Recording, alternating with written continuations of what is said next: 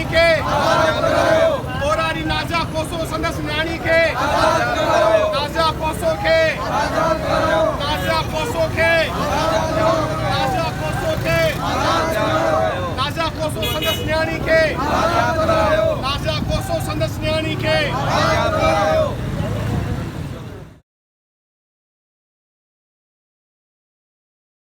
कि रियासत ने आइन में आपसे, मुझसे, हम सब से ये वादा किया है कि रियासत अपने तमाम शहरियों का, उनकी जानो माल की ज़िम्मेदार है। जब वो रियासत ये अहद करती है कि वो तमाम शहरियों की जानो माल की ज़िम्मेदार है, तो वो हर सूबे में ज़िम्मेदार है। वो सिंध में भी हमारे जो सिंधी हैं हम लोग, हमारी भी जानों की ज़िम्मेदार है। लेकिन हम देखते हैं कि जो अपर सिंध के इलाके हैं, यहाँ पर घोटकी का एसएसपी हमें बताता है कि 2022 में उसके यहाँ पर 300 अगवा हुए हैं। हमें पता चलता है कि ये जो कच्चे का इलाका है, ये अगवाकारों के लिए जन्नत बना हुआ है। ये हब है अगवाकारों के लिए। सैकड़ों लोग अगवा करके यहाँ लाए जाते हैं और अरबों रुपया इससे कमाया जाता है। ये अगवाकार जो हैं, इनके पास जदीद और भारी असला है। ये इनके पास जो जदीद और भारी असला है, ये कैसे वहाँ तक पहुँचा? ये कोई छोटा असला नहीं है कि जो किसी शख्स ने अपने जेब में रख के, बैग में रख के ले गए। ये एंटी एयरक्राफ्ट गन्स हैं उनके पास। एंटी एयरक्राफ्ट गन्स इनके पास पहुँची कैसे? कच्चे के इलाके में पहुँची कैसे? उस इलाके में छावनियाँ भी हैं, उस इलाके में एयर बेस भी है, उस इलाके में कंटोनमेंट का इलाका भी है, उस इलाके में पुलिस भी है, उस इलाके में रेंजर्स भी है। तो फिर ये इतना भारी असला कैसे पहुंचा? फिर आप हमें बेवकूफ़ बनाते हो, आप हमें बताते हो कि जो असला मिला है, ये जो मुल्क दुश्मन हैं, मुल्क तोड़ने वाले हैं, उनके पास जो बलूचिस्तान में असला इस्तेमाल हो रहा है, वो असला यहाँ इस्तेमाल हो रहा है। जनाब, पहले हमें ये बताइए कि वो बलूचिस्तान में असला कैसे पहुंचा? वो असला इस कच्चे के इलाके में कैसे पहुंचा? आपके पास कोई जवाब नहीं है। फिर आप कहते हैं कि शहरियों की जानो माल का तहफ़्फ़ुज़ कौन करेगा? शहरियों का जानो माल का तहफ़्फ़ुज़ इस पुलिस से करना है। आपने वो पुलिस को फंड देने के बजाय, आप देखिए मेरे सिंध के ये शहर, ये आपने रेंजर्स के हवाले कर दिए हैं। यहाँ पर रेंजर्स हमसे अरबों रुपए हमारे बजट में से खा रही है,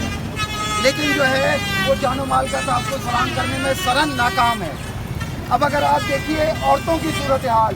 तो इन इलाकों में औरतों की सूरत हाल ये है कि हम इंतहाई शर्मिंदा होते हैं कि जब हम देखते हैं कि फनकोट और जैकबाबाद जो है वो कारोकारी के हवाले से, ऑनर किलिंग के हवाले से टॉप ऑफ द लिस्ट है। हम जब नाजिया बीबी का केस देखते हैं, तो ये नाजिया बीबी का केस इंतहाई शर्मनाक है रियासत के लिए। रियासत एक 9 माह की हामला औरत को नहीं बचा सकी। रियासत उस 9 माह की हामला औरत के साथ उस 3 साला उसकी मासूम बच्ची कौसर को नहीं बचा सकी। अच्छा देखिए, इसे रात के अंधेरे में अगवा नहीं किया गया, इसे दिन दहाड़े चलते रोड से मुसल्ला लोग उठा के ले गए हैं। ये किसकी जिम्मेदारी थी कि नाजिया बीबी को और मासूम कौसर की प्रोटेक्शन करती? रियासत की जिम्मेदारी थी। ये वहाँ मौजूद पुलिस की जिम्मेदारी थी। लेकिन फरवरी से लेकर आज इस केस को 1 महीने से ज़्यादा हो गया है, 1.25 महीना हो गया है। नाजिया कोसो का कोई पता नहीं है, कौसर किस हाल में है कोई पता नहीं है। मामला ये है कि इस सारी अगवाकारी के पीछे ये रियासत के एहलकार, वो इदारे के जिनके ज़िम्मे रियासत ने आइन और कानून की पासदारी लगाई है, वो इदारे खुद मुलव्वस हैं। जब हम देखते हैं कि दिन दहाड़े वहाँ से लोगों का अगवा किया जाता है, जब हम देखते हैं कि मासूम और मजलूम लोगों का अगवा किया जाता है, जब हम देखते हैं कि वहाँ से बाजियाब होने वाले लोग मासवाए तावान देने के लिए वापस नहीं आ सकते, जब ये लोग तावान लेकर आते हैं, तो इस पुलिस की हमें क्या ज़रूरत है? इस जो है रेंजर्स की हमें क्या ज़रूरत है? हम नाजिया कोसो के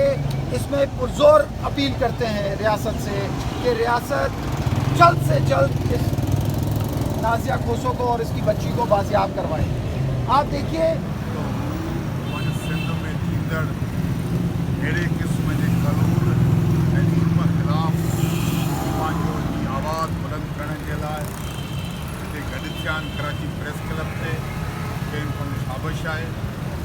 ही बुनियादी तौर ते पंहिंजो सिंध जो वॾे में वॾो जेको असीं असांजो पंहिंजो साथी ॻाल्हि ते करे वियो पंहिंजो हुकूमत राइट्स वारो त असां हिननि मसइलनि जी उहा पंहिंजी अहमियत कोन था ॾियूं बुनियादी तौर ते ही मसइला इंतहाई इम्पॉर्टेंट ऐं हिननि मसइलनि जे पुठियां पंहिंजो रियासत ऐं माना पंहिंजो हुकूमत आहे जेकॾहिं पंहिंजो रियासत ऐं पंहिंजो सरकार उहा जेकॾहिं पंहिंजो संजीदा थी वञे अहिड़े क़िस्म जा मसइला कोन थिया माना उसामा बिन लादेन जेकॾहिं पंहिंजे एबटाबाद मां पकड़जी पंहिंजो सघे थो त हीअ कहिड़ी ॻाल्हि को इशू कोन्हे को मसइलो कोन्हे पर हिते ही माना एजेंट आहे ही माना असाइनमेंट आहे त माण्हुनि खे उन्हनि खे मसइलनि में घेरे रखो माण्हुनि खे उन्हनि जे मसइलनि जो पंहिंजो शिकार बणायो त जीअं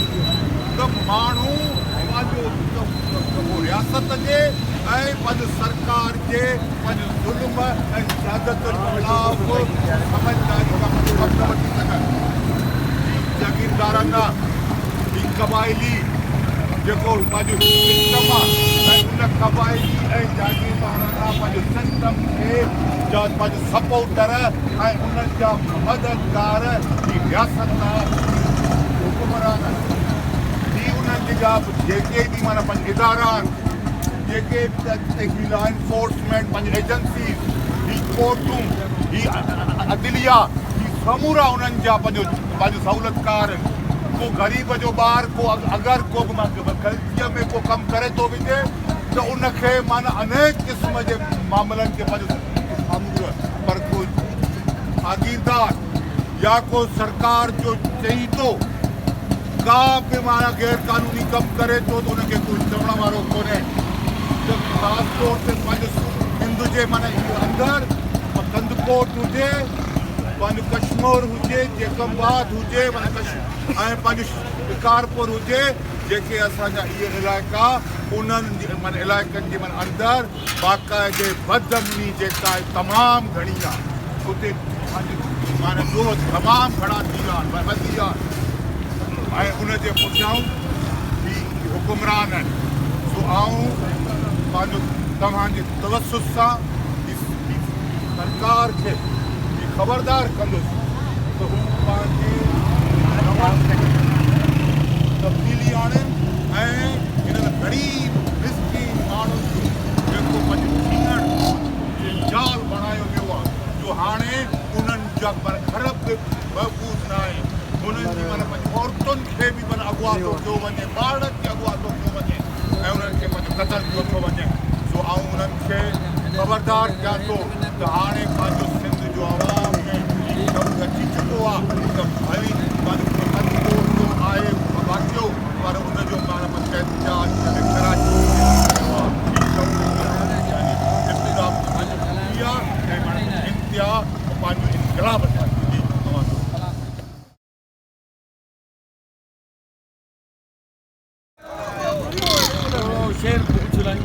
सूर्या मरी शोभ खे त दिल जा वहम विसार सूर्या मरी शोभ खे त दिल जा वहम विसार वण बाला बिन भाकरे आजी गाल वेठार मता के करार मार तो मता दोस्तों जीअं त ही अॼोको एहतजाज सिर्फ़ साफ़ निकाल ऐं सिविल सोसाइटी जी तरफ़ां मुनक़िद कयो वियो आहे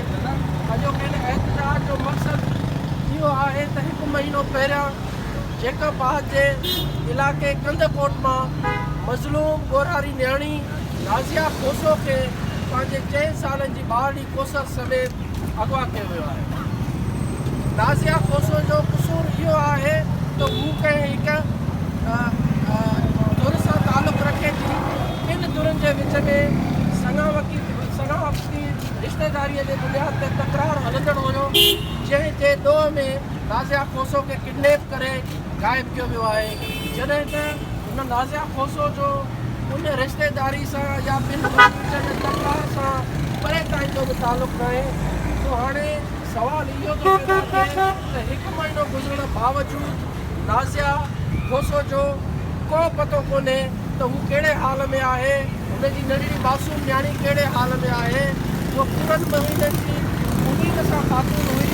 उनखे छा हूंदो न वारसनि खे पतो आहे न कंहिंजे माइटनि खे पतो आहे। माइट उनजा सभु परेशान आहिनि ऐं जेके इन अगवा जे केस में मुलविस ॾोहारी आहिनि, जेके जवाबदार आहिनि, उन्हनि जे ख़िलाफ़ मक़ामी थाणे ते FIR बि दाख़िल कई वई आहे। लेकिन इन जे बावजूदि उन्हनि जी मुताब गिरफ़्तारी साम्हूं न आई। इन में पुलिस इंतिहाई ग़फ़लत जो मुज़ाहिरो करे रही आहे। सो असीं अॼु सिंध साफ़ इत्तेहाद सिविल सोसाइटीअ जे प्लेटफॉर्म तां ही एहतजाजी मुज़ाहिरो करे इहो रिकॉर्ड ते आणणु चाहियूं था त हिन मज़लूम न्याणी नाज़िया कोसो खे पंहिंजे 4 साल जी मासूम धीउ समेत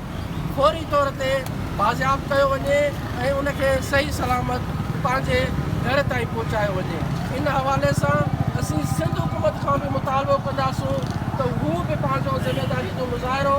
करे हिन वाक़े में मुलविस जवाबदारनि खे फौरी तौर ते गिरफ़्तार करे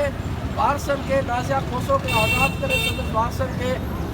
इंसाफ़ ॾियारे हुननि जी बेचैनी ख़तमु कई वञे। तो अॼोके हिन प्रोटेस्ट में शरीक तमामु दोस्तनि जो, SPG अॻवाननि जो, कारकुननि जो, सहाफ़ी भाउरनि जो इंतिहाई बेहद मशकूर ऐं शुक्रगुज़ार आहियां, जिन हिन इंसानी हक़ूक़ सां लाॻापियल हिकु अहम मसइले ते शरीक थी पंहिंजी ज़िमेदारीअ जो मुज़ाहिरो कयो आहे। सो हिन एहतजाजी मुज़ाहिरे खे ख़िताब करण लाइ सिंध सहाफ़ी इत्तेहाद कराची जे ऑर्गेनाइज़र मोहतरम माजिद समो, जेको असांजो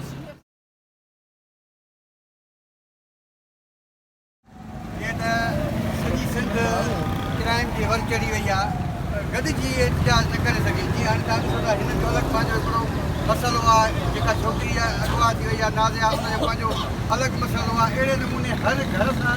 को न को मसइलो आहे। उहे माण्हू छा था कनि जो अकेले अकेले सिर्फ़ु पंहिंजे लेखे निकिरी पिया आहिनि, उन्हनि सां को गॾु ई कोन्हे को। अहिड़े ई नमूने सां हिन छोकिरीअ खे बि ईअं अॻवा कयो वियो आहे। असां वटि हर रोज़ु का शइ सुठी शइ तरक़ी कोन थी करे, क्राइम तरक़ी थी कंदी वञे। पहिरियों को मर्द अॻवा थींदो, औरतुनि जो जेको आहे सो भरम रखियो वेंदो, उनजी इज़त मान शान खे ॾिठो वेंदो। हाणे असांजे जेके ॾोहारी आहिनि, क्रिमिनल माण्हू माज़ीअ में तव्हां ॾिठो, उन्हनि वटि बि गैरत हूंदी, हाणे उहा गैरत ख़तमु थी वई आहे। क्राइम एतिरो जेको आहे सो तरक़ी कंदो पियो वञे जो मर्द मां ॿार बि अॻवा थियणु थी वियो। माना उनखां पोइ औरत अॻवा थियणु शुरू थी आहे। हालत इहा आहे जो हाणे जेको ॿार पैदा ई न थियो आहे, हुनजे पेट में उहो बि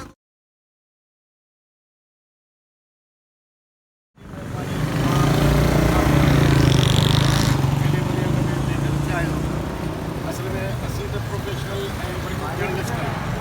असांजो कमु आहे ख़बर छापणु, पर असांजी तंज़ीम सिंध साफ़ी इत्तेहाद इहो तइ कयो आहे जेके ह्यूमन राइट्स जा मामला आहिनि, जेके हाणे असांखे प्रैक्टिकली बि मैदान में अचिणो पवंदो ऐं माण्हुनि सां गॾु, छाकाणि कि जॾहिं असां साथ हिकिड़ा मसइला थियनि था त उते असां सां सियासी समाजी माण्हू गॾु आहिनि, त पोइ जेके आम माण्हू जा मसइला थियनि था उते असांखे बाज़ूद सां गॾु बीहणु इहा असांजी नाज़िया जेको मामलो आहे, उहा जेके बेटा ॻोरारी आहे, उनजो को ॾस पतो कोन्हे। हाणे उहा कीअं खई काॾे वई, कंहिं गुरू में त कोन थी आहे ज़ाहिर आहे, कंहिं बागो जे वात में आई आहे, कंहिं भोटारे जे वर चढ़ी आहे। भोटारे जूं रोज़मरह जूं ज़्यादतियूं, ज़ुल्म, सफ़ाकियूं, उहे असां सभिनी खे आॾो आहिनि त कहिड़े नमूने थियनि थियूं, छाकाणि त असां दिलि राज ई भोटारनि जो आहे। हिकु वॾो भोतार मथां वेठो आहे, उनजे हेठां नंढनि भोतारनि जी जेको आहे पूरी चैन आहे, जेके गॾिजी सघी असांजे मुआशिरे खे तमामु क़ीमत वारो ठाहिनि। असां इन एहतियात जे ज़रिए इहो मुतालबो था कयूं नाज़िया खे ऐं उनजी ज़िंदगीअ खे फ़ौरन बिना देर जे बाज़ियाब करायो वञे ऐं उनजे ख़ानदान मां ऐं सिंध जे आम माण्हुनि मां उहा बेचैनी, उहा परेशानी ख़तमु कई वञे। ई सूरत में कद झुकाईंदसि नई जून जो नज़रानो। दोस्तो, सिंध में ॾींहों ॾींहुं औरतुनि सां ॾाढाई जा ज़्यादतियुनि जा अॻवा जा वाक़िया वधी रहिया आहिनि ऐं ॾींहों ॾींहुं तव्हां जेकॾहिं पंहिंजो इन्वेस्टिगेशन कंदासीं, जेकी तहक़ीक़ात कंदासीं त तव्हांखे केतिरा ई शहर इंदाज जी वॾेरनि जी पीरनि जी हवेलियुनि में तव्हां कई नालियूं तव्हांखे बाज़ियाब कराए सघूं था। त जेको हींअर जेका सिंधी जी जेका मौजूदा सूरत हाल आहे उहा इहा आहे त हिते हिकिड़ो वॾेरा माफ़िया जे पंजोड़ में असां सभु सिंधी अची विया आहियूं ऐं हिकिड़ी माफ़िया आहे। हर वॾेरो पंहिंजे इलाइक़े जो सेक्टर इंचार्ज आहे ऐं हीअ जेके अॻुवा जा नाज़िया खोसो या हिननि सां जेका ज़्यादती थी आहे हीअ जेके बीठा आहिनि ईअं न आहे। हीअ जेके वारदातूं कनि था इहे कंहिं जेके वॾेरे जा छाड़ता टाउट हूंदा आहिनि ऐं उहे जेके आहिनि उनजो जेको आहे सॼो वॾेरा शाही सां लिंक आहे। ऐं हीअ जेके ॾींहों ॾींहुं वाक़िया थियनि पिया इन्हनि खे असांखे संजीदगी सां ॾिसणो पवंदो, चाहे उहे असांजी सहाफ़ती तनक़ीद हुजनि या सिविल सोसाइटी हुजे या क़ौम सियासी तनक़ीद हुजनि। हिननि शयुनि खे असांखे पंहिंजे जेको समाज में जेको हिकिड़ो क्रिमिनल फैक्टर पैदा थी वियो आहे जे सग वरिती आहे ऐं नवां वॾेरा हिकिड़ा नवनि वॾेरा हिकिड़ा त रवायती वॾेरा हुआ, रवायती वॾेरनि वरी नवनि वॾेरनि खे जनमु ॾिनो आहे जंहिंमें असांजो middle class lower middle class मथे अची हिननि जो साथी बणियो आहे ऐं बदकिस्मती सां चवणो थो पए त हुन में असांजे माज़ी या लेफ्ट जा माण्हू बि शामिल आहिनि जेके रवायती वॾेरनि जा सहकारी बणिया बीठा आहिनि। तो हीअ जेके ज़ुल्म ऐं ज़्यादतियूं आहिनि इन्हनि खे असांखे बाज़ाब्ता तौर ते हाणे संजीदगी सां वठिणो पवंदो। न सिर्फ़ु संजीदगी सां वठिणो पए हिकिड़ी मज़ामती सघ पैदा करणी पवंदी ऐं हीउ मुज़ाहिरो जेको अॼु हिते थिए पियो सिंध सहाफ़ी इतिहाद कयो आहे वॾो ब्रेक थ्रू आहे ऐं आउं सलाम थो पेश कयां सिंध सहाफ़ी इतिहाद जे क़यादत खे दोस्तनि खे जे पहिरियों इनिशिएटिव कयो आहे सिविल सोसाइटी सां गॾिजी हिकिड़ी मज़लूम औरत नाज़िया खोसो ऐं हीअ जेके मज़लूम आहिनि उन्हनि सां गॾु थी बीठा आहिनि ऐं आउं सलाम थो पेश कयां हिकिड़ी नंढड़ी चिणग इंशाअल्लाह तूं वरी बि चवंदो तूं मच सितम जो ॿारे अचु मां बणिजी ईंदसि परवानो ज़ुल्म जो कंधु चुकाईंदसि ॾही खून जो नज़रानो सिंध में इंशाअल्लाह सुर्ख इनक़लाब ईंदो ऐं हीअ जेके वॾेरा पैदा थिया आहिनि हीअ जेके समाज दुश्मन पैदा थिया आहिनि हीअ जेके वॾेरा माफ़िया जो जंहिंजी पंजोड़ में असां सिंधी जेको आहे फांसी चुका आहियूं इंशाअल्लाह हिन पंजोड़ मां निकिरंदासीं ऐं हीअ जेका चिणग सिंध साहब इताद आई ॿारीअ या बाहि जो शोलो बणिजी अॻियां वधंदी। असांजा जेके इदारा आहिनि ह्यूमन राइट्स पाकिस्तान आहे ह्यूमन राइट्स डेवलपमेंट सोसाइटी आहे ही हिन इशू खां बाक़ाइदे वाक़ुफ़ आहिनि ऐं हिकिड़ी मुसलसिल जदोजहद जे लाइ कमु करे रहिया आहिनि। असां चाहियूं था त इहे जेके माण्हू जेके पीसफुल माण्हुनि खे जेके तरतीअ माण्हुनि खे सुख जो साथ नथा ॾियनि उन्हनि खे कंहिं पर गिरदाई पहुचाए वञे ऐं उन्हनि जे ख़िलाफ़ु अहिड़ा कानूनी रस्ता अख़्तियार कया वञनि जीअं ॿियनि ग़रीब माण्हुनि खे जीअं मिसकीन माण्हुनि खे जीअं मुरियल माण्हुनि खे जीअं उन्हनि माण्हुनि खे जेके मसल पुॼंदी न आहे उन्हनि खे टेरराइज़ न करे सघनि ऐं इहो जेको रवैयो जेको तकलीफ़ में वॾे थी समाज जो हले थो पियो असां उनखे भरपूर कंडेम था कयूं। कब होता नजर नहीं आता, रोज कोई ना कोई वाक़या ऐसा नजर आता है जिसमें पुलिस का इन्वॉल्वमेंट